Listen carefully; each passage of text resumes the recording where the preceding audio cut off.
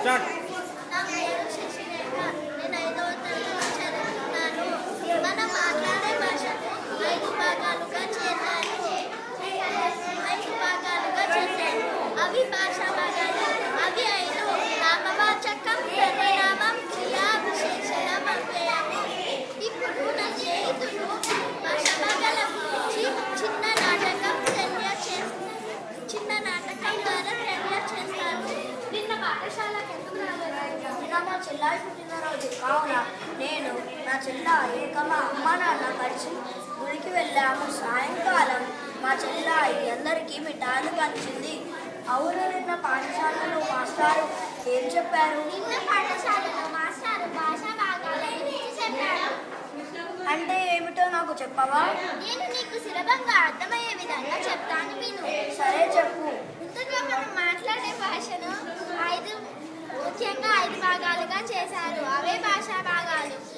నీవు పాఠశాలకు ఎవరెవరితో కలిసి వచ్చావు? రాము, రవి, కమల కలిసి నా దగ్గరకు వచ్చారు. మేమందరం కలిసి పాఠశాలకు వచ్చాం.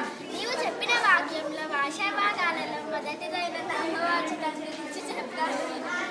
నామవాచకం అంటే నామవాచకం. ఇక్కడ నీవు చెప్పిన వాక్యంలో నామవాచకాలేవి? రాము, రవి, కమల, పాఠశాల.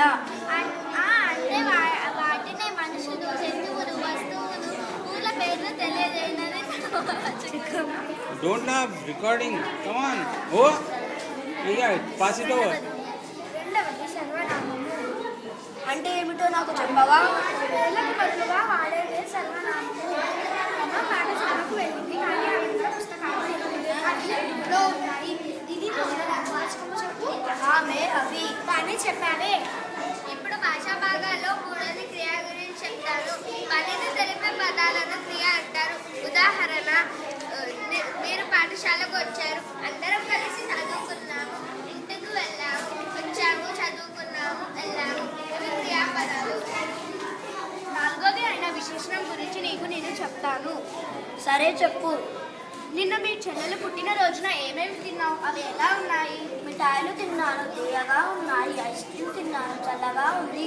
పిండి వంటలు తిన్నాను, కారంగా ఉన్నాయి. చాలు నువ్వు తిన్న రుచులు చెప్పావుగా. అలాంటి వాటినే విశేషణాలు అని అంటారు. అంటే ఒక వస్తువు గుణాన్ని తెలియజేసేదే విశేషణములు అంటారు.